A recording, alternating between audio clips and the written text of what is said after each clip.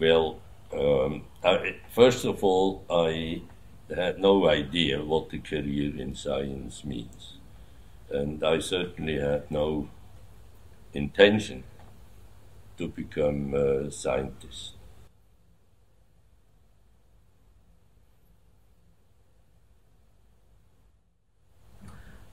Well, I was born in Aarberg, in the hospital in Switzerland, and then I was raised in the town of Lies, also in the Schweizer Seeland. And we lived on a farm. I was, in the early days, quite interested in the forest, and actually transplanted many trees home, which made a big mess on the lawn, because these trees were growing too fast, too big.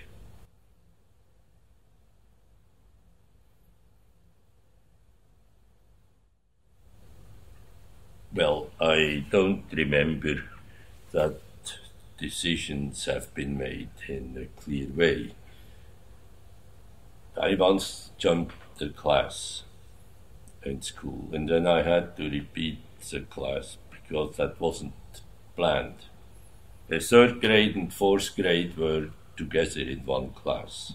It was a relatively small school, and so I just managed both years in 1 year, and was the best student of the upper class. And then they forced me to stay there for another year, and that caused some disciplinary problems, as is evident from the remarks in the grade booklet. At some point, someone had the idea that I should go to the gymnasium, probably because they didn't want me anymore and wanted to get rid of me.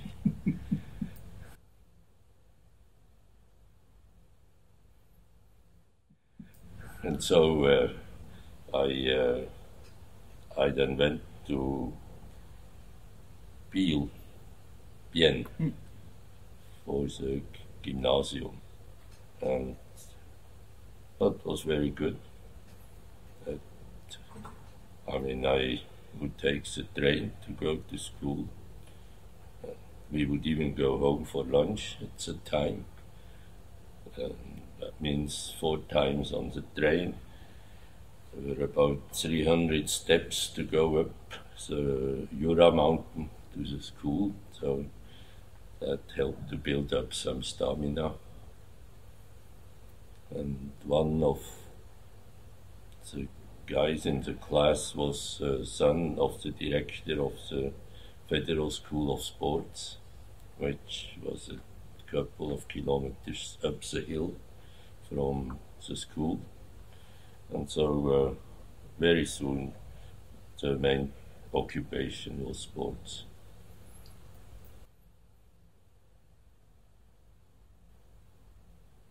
I had an accident in military service, broke my right ankle. At the time this was a difficult injury to treat. You didn't do surgery yet. That was very messy. And so I had to sort of stay quiet and study. What happened was that I had so much physics in high school. The teacher in high school was then the professor of physics at the University of Bern, that I got my diploma in physics after 3 semesters. I first finished my degrees in physics, and then in math, and then in chemistry in Bern. And by that time, my foot was okay again, and then I started sports school, which couldn't be done in Bern, so I had to move to the University of Basel and to the Federal School of Sports in Macklingen in between. And there I was essentially sure that I would just go on teaching high school.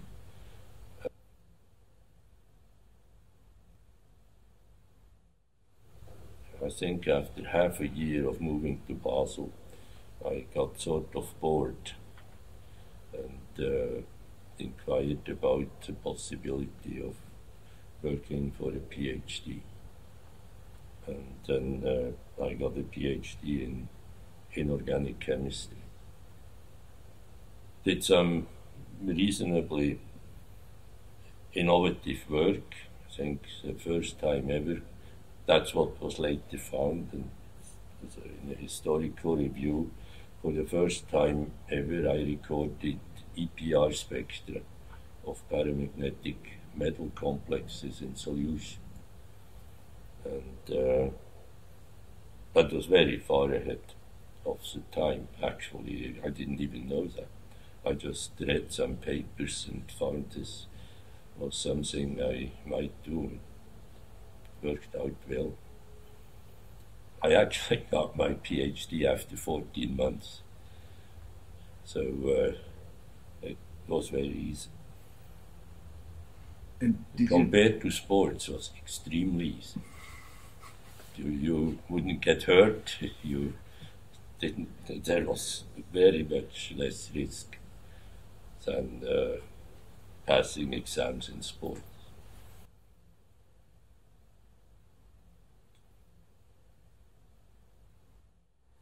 Well, I can still walk, as you can see, which is not necessarily guaranteed. My age. It was very good. It was a very good part of growing up, being heavily in sports. One thing it probably prevented us from committing too much nonsense, and that it gave a sense of evaluating achievements, measurable achievements. I think that's more important in education than is generally claimed nowadays. It was a lot of fun.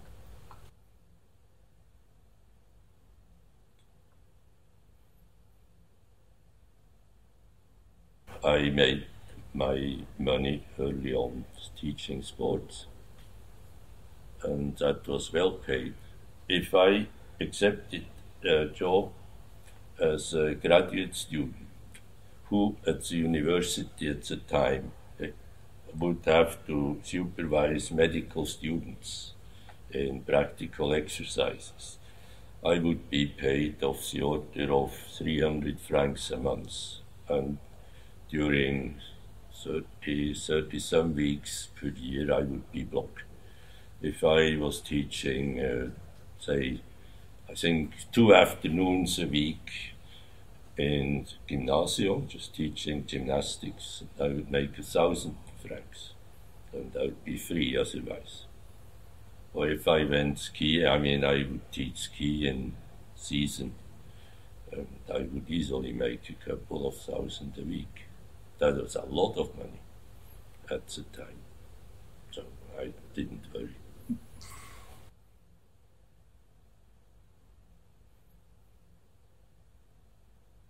It certainly helped me. That's perfectly clear. Yeah. Also I took a lot of things from sports into private life. I mean, when you prepare for a football game, there are many steps, and you need about 15 pieces of equipment, which I would lay out when I arrived at the sports field. And I'm still laying out my things before I leave in the morning when I go travel or before lectures and so on. So I would say the preparation for an important lecture is quite similar to preparing for an important football game.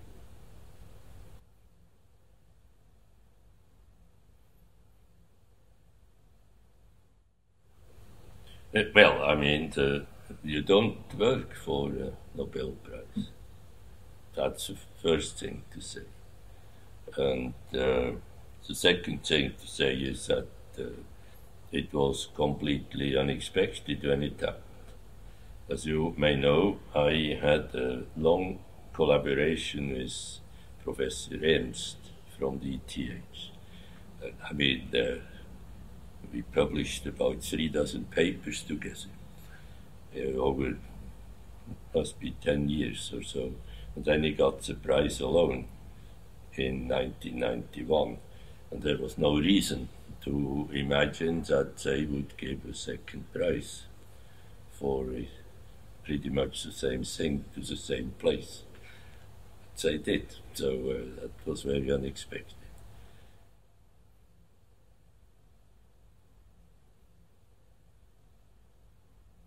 But I mean, it's in my career, it has the effect that I didn't have to retire.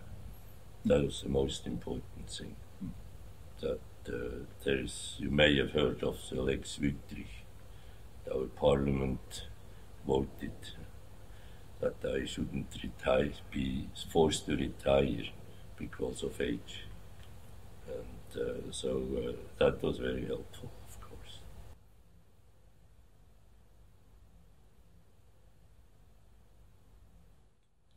Well, I'm still a free man, and I can decide where I am knowledgeable about a given problem and where I feel not up to. And I try not to meddle into things where I don't feel that I have the necessary knowledge. And I don't feel that I am overburdened. You can of course influence this. I could certainly arrange to be much more positive if I wanted to.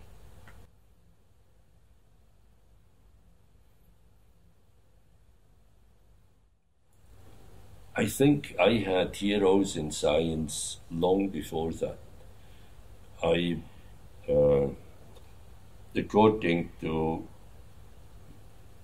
what I remember, my parents would tell reporters, and so I would read all night when I was in high school. And I mean, I would read memoirs, or the memoirs of Bunsen and Liebig and Sauerbruch, I remember.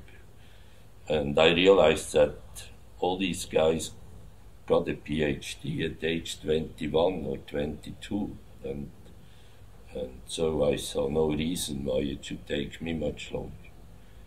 That really had an influence in the back of my head.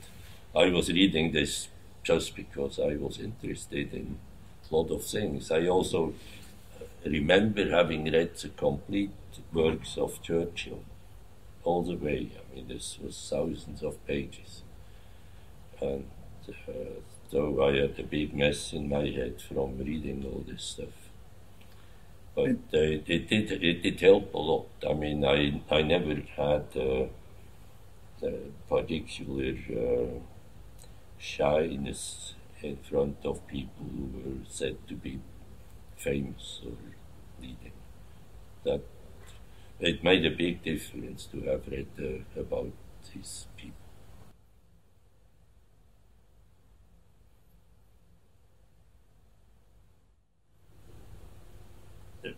Well, what do you mean with success? Well, I mean, success should make you happy, feel good. Otherwise, you won't enjoy things. And well, look, I mean, there are so many different ways to pursue science. Let's take the Higgs particle. There were a couple of physicists around 1964 who predicted that there needs to be an additional elementary particle in order for the standard model to be able to stand.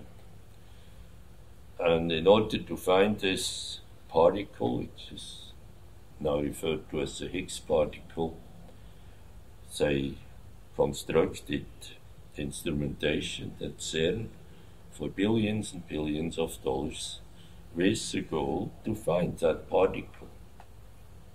And that involved thousands and thousands of engineers, technicians, physicists, mathematicians. And over the years, they, among others, invented the internet, just on the side. And of course, there are many, many technical advances that went more or less unnoticed into industrial production, like producing very pure materials, for example, very clean surfaces, magnet technology, and so on. There are a lot of benefits that had nothing to do with the particles, but which came out of the work by thousands towards the goal of detecting these particles. So that's a research plan, okay, for thousands. Now, in our field, in biology, the determination of the human genome was a similar plan. It was clear you had 3 billion nucleotides to sequence, full stop. How do you do it? And again, it involved a worldwide network. It was not centered in one place, as CERN is in particle physics. It was distributed all over the world, was highly organized, would not have been possible without the advances in computation and information technology by the year 2000. And that was also a set goal. And clear and defined.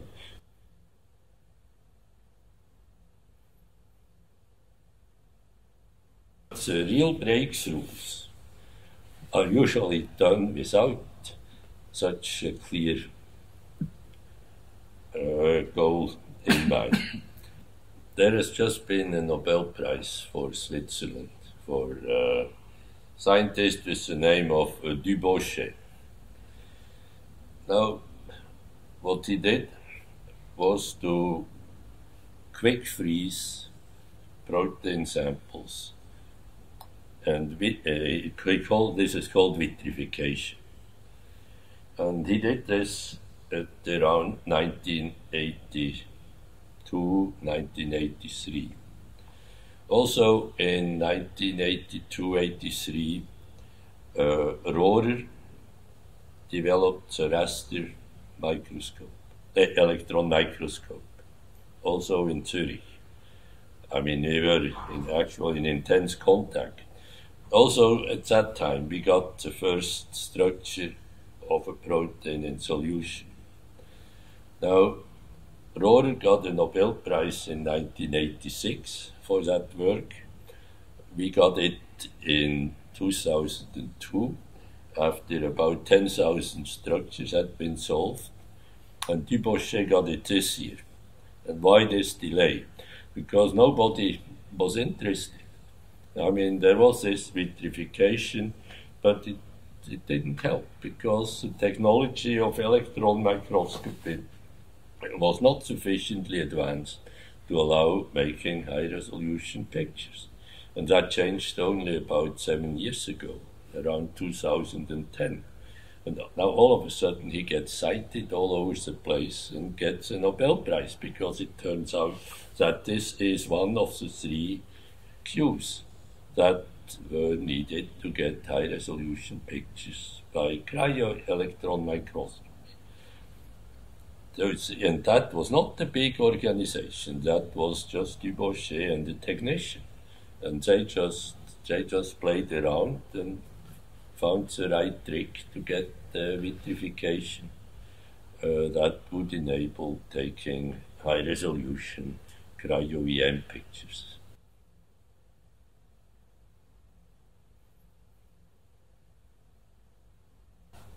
Well, there are so many different issues that are urgent that one has to choose. Now, in my field, I think that not being able to understand and prevent Alzheimer's disease is a big problem. It means so much damage to human dignity and to the quality of life, not only of those who are affected, but those around them, that we have to find a way to improve that situation. I don't see a solution like many others don't see it. They think they do. I have not seen very encouraging progress. As you may know, I worked on prion diseases since, well, it's now more than 20 years. And there are now ideas that Alzheimer's might be more closely related to what happens with prion diseases, except that again, prion diseases cannot be prevented at the moment, and I see very big differences between the two still. And I mean, if I could make a really important contribution in this field, I would consider it a great thing to do.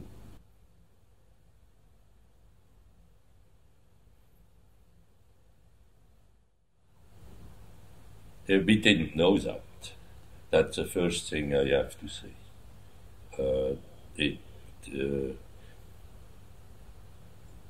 We didn't even realize that it made a difference whether we published in Nature or in Feb's, say, or something, or BBRC was our favorite because they published with very little delay.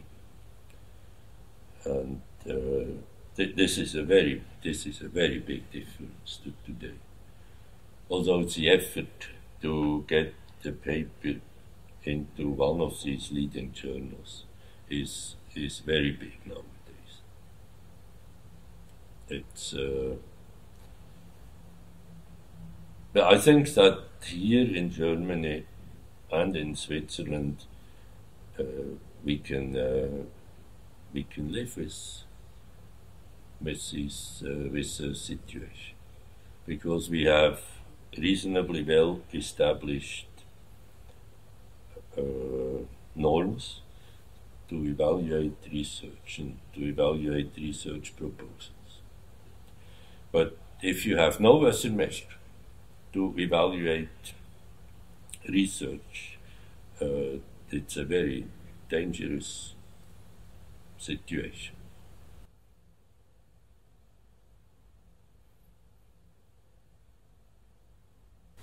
You now have the possibility of submitting preprints. It's not just the data storage, you submit preprints of papers.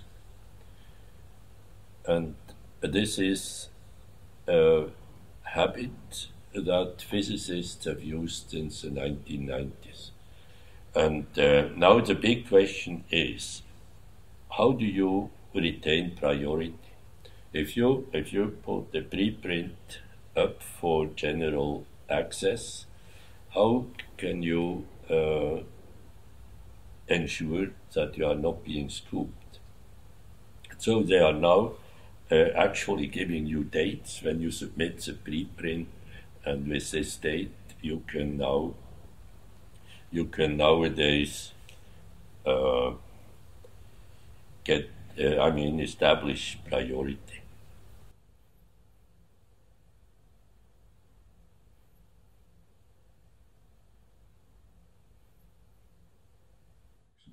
Well, the danger is, of course, with non-specialists. I mean, specialists in a given field will usually be able to distinguish between loose talk and serious data.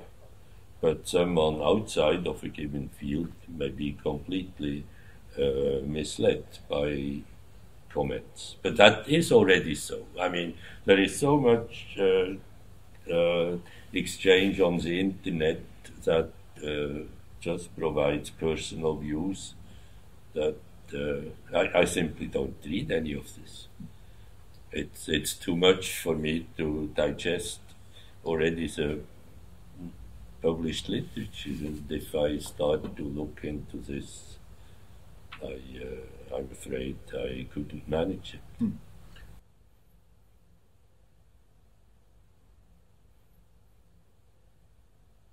Well, I'm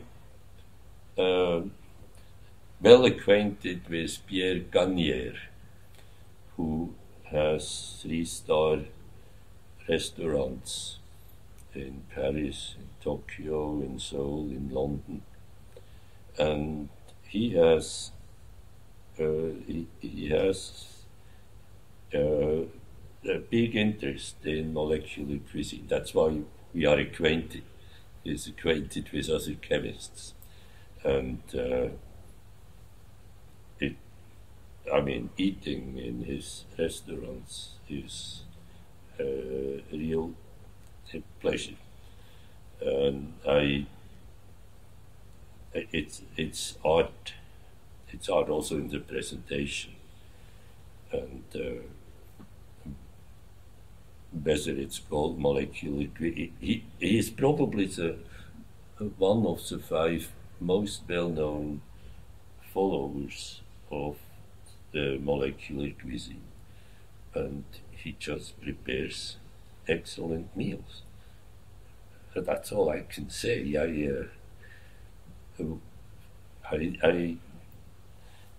He was also very proud to show to me his kitchen in Seoul, for example, which is about 5 times the size of my laboratory. And I think he just enjoys thinking in terms of molecules. It sounds good, makes him feel good, and the result is pleasant.